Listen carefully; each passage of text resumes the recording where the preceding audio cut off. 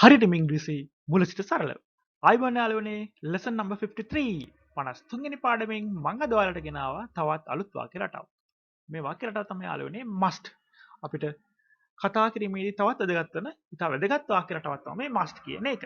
එහෙමනම් අද මාත් එක්ක එකතු වෙන්න මම ඉංග්‍රීසි YouTube නාලිකාවෙන් මාව subscribe කරලා නැත්නම් අදම subscribe කරන්න හරියටම ඉංග්‍රීසි මුල සිට සරලව ඉගෙන ගන්න. හොඳයි. අපි අද එහෙනම් බලමු must වල භාවිතය. must කියන්නේ යාළුවනේ යම්කිසි දෙයක් අනිවාර්යෙන් කළ යුතුයි. කළ යුතුයි.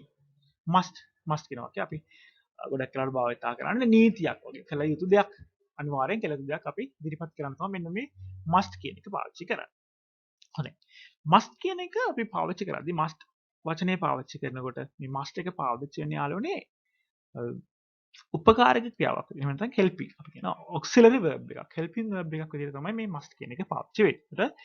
must come කියන්නේ එනවා must come නම් එහෙනම් එන්න ඕන ආයුතුයි අනිවාර්යෙන් පැමිණි ආයුතුයි must go කියන්නේ යාළුවනේ යා යුතුයි must run දිව යුතුයි දැන් මෙතනදී අපිට පේන යාළුවනේ must එකත් එක්ක ක්‍රියාපදයේ බේස් ෆෝම් එකේ ඉඳලා තියෙනවා මෙතනදී to වචනේ පාවිච්චි කරන්නේ must to come must to go අපිට ඔය to යොදලාගෙන අපි ක්‍රියාපදයේ සදාගන්නේ නැහැ අපිට ඒතර to අවශ්‍ය වෙන්නේ නැහැ must come කියවම ආයුතුයි must go යා යුතුයි must run දිව යා යුතුයි run කියන්නේ දිව යනවා දුවනවා දුවන්න ඕනේ දිවිය යුතුයි must run ඊළඟට යාළුවනේ අපි must පාවිච්චි කරන තව අවස්ථාවක් තමයි අපේ ක්‍රියාව වෙලා තියෙන්න ඕනේ අපි එතෙන්ට යනකොට මේ දේ වෙලා තියෙනවා මොන වගේ දෙයක් අපිට පාවිච්චි කරන්න දෙත් පුළුවන් අපිට must කියන පාවිච්චි කරන්න must have gone ඔය දන්නවා have gone කියන්නේ ගිහිල්ලා තියෙනවා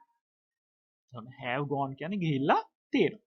එතකොට gone කියන එක ක්‍රියාපදයේ තුන්වෙනි අවස්ථාව. past participle form එකෙන් තියෙන්නේ have gone ගිහිල්ලා තියෙනවා. එතකොට must have gone කියන්නේ ගිහිල්ලා තිබිය යුතුයි. අපි මම එතන ඉන්නකොට මේ දේ වෙලා තිබිය යුතුයි. right? එතකොට හවස් වෙනකොට ගිහිල්ලා තිබිය යුතුයි. ඊළඟට යාළුවනේ අපිට පුළුවන් present participle ing form එකත් එක්කත් මේ must කියන එක යොදා ගන්න. මොකක් හරි දෙයක් කරමින් සිටිය යුතුයි.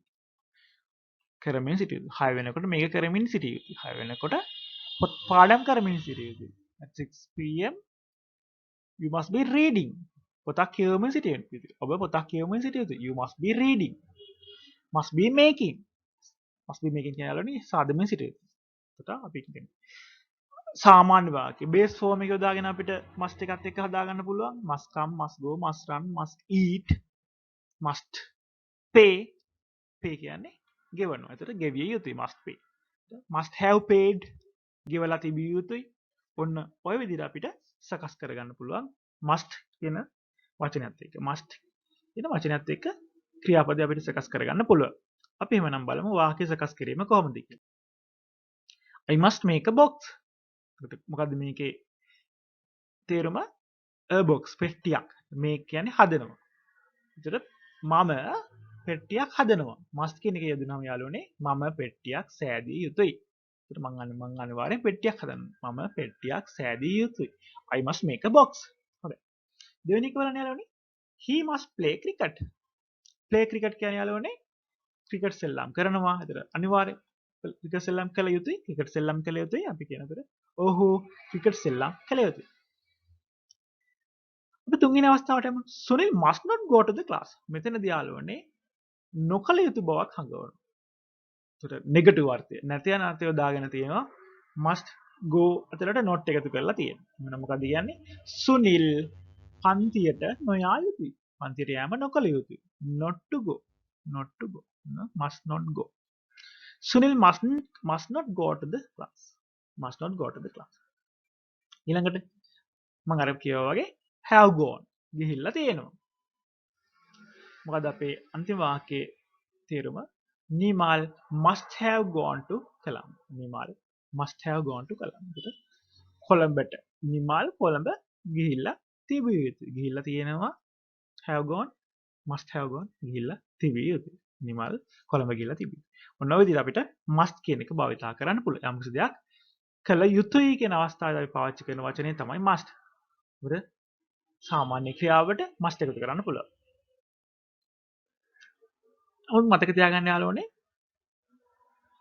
අපි මෙතනදී අතීත කාලයක්වත් අනාගත කාලයක්වත් යෙදෙන්නේ නැහැ. must will eat ඒ වගේ must made ඒ විදිහට යෙදෙන්නේ නැහැ. යෙදෙන අවස්ථාව වෙන්නේ වර්තමානයේ ඊළඟට මිශ්‍ර ක්‍රියාවක් විදිහට එහෙම නැත්නම් ing form එකත් එක්ක සහ past participle have done must have done එතකොට කොහොමද එන්නේ must go must have gone must be going ඔන්න ඔය විදිහට අපිට must පාවිච්චි කරන්න පුළුවන්. ඒ වගේම යාළුවනේ ගිය පාර පාඩමේදී 52 වෙනි පාඩමේදී මම කතා කරා be able. මෙන්න මේ be able to කියන එකත් එක්ක must අපිට එකතු කරගන්න පුළුවන්. එතකොට මොකද වෙන්නේ? අපි දන්නවා be able to කියන්නේ යම් කිසි දෙයක් කරන්න හැකියාව තියෙනවා. හරියට ඒක සමාන වෙනවා can කියන එක. පුළුවන් කියන එකට සමාන වෙනවා. එහෙමනම් අපි දැන් මේ වාක්‍ය බලමු. You must be able to speak English. අපි දැන් මේ වාක්‍ය තේරුම් බලමු. speak English කියන්නේ යාළුවනේ කතා කරන්න පුළුවන්. කතා කරනවා. speak English. English කතා කරනවා. ඔබ අපි දන්නවා be able to speak කියන්නේ කතා කරන්න පුළුවන්. must be able to English කියන්නේ කතා කරන්න හැකි විය යුතුයි. You must be able to speak English. ඔබට ඉංග්‍රීසි කතා කළ හැකි විය යුතුයි. must be able to speak. කතා කර හැකි විය යුතුයි. must be able to speak. කොහොමද එතකොට අපි සෑදිය හැකි විය යුතුයි කියන්නේ යාළුවනේ? must be able to make. මෙතනදී හොඳට මතක තියාගන්න යාළුවනේ. ඒක වචන බහු වචන ભેදේවත් මෙතනදී යෙදෙන්නේ නැහැ. වෙනසක් වෙන්නේ නැහැ. must be able to eat. ආහාර ගැනීමට හැකි විය යුතුයි. must be able to eat. කන්න පුළුවන් වෙන්න ඕනේ. must be able to drink. බොන්න පුළුවන් වෙන්න ඕනේ. must be able to write. ලියන්න පුළුවන් වෙන්න ඕනේ. මොන විදිහට අපිට මොකක් හරි දෙයක් කරන්න පුළුවන් විය යුතුයි කියලා යන්න නම් අපි පාවිච්චි කරනවා. මෙන්න මේ විදිහට must be able to form එක. must යුතුයි සහ අපි ගිය පාර පාඩමේ කතා කරා වගේ be able must කියන එකයි මේ දෙකම එකතු කරන්නේ. මේ අතරින් අපිට නැවත වාක්‍ය රටාවක් විදිහට මේක අධ්‍යයනය කරන්නත් පුළුවන්. සුනිල් ක්‍රිකට් සෙල්ලම් කිරීමට හැකි විය යුතුයි. සුනිල්ට ක්‍රිකට් සෙල්ලම් කිරීමට හැකි විය යුතුයි. යුතුයි තියෙන නිසා අනිවාර්යයෙන්ම මෙතන දාලවන්නේ must වෙනවා. හැකි විය යුතුයි must be able to play cricket. Sunil must be able to play cricket. ඔන්න ඔය විදිහට අපිට must වල භාවිත කතා කරන්න පුළුවන් යාළුවෝ. එහෙමනම් අපි තවත් පාඩමකින් ඉදිරියේදී හමු වෙන බලාපොරොත්තු වෙමින් මම ඔයාලගෙන් සමුගන්නවා. මම ඉංග්‍රීසි විදුලි නාලිකාවෙන්. Thank you very much.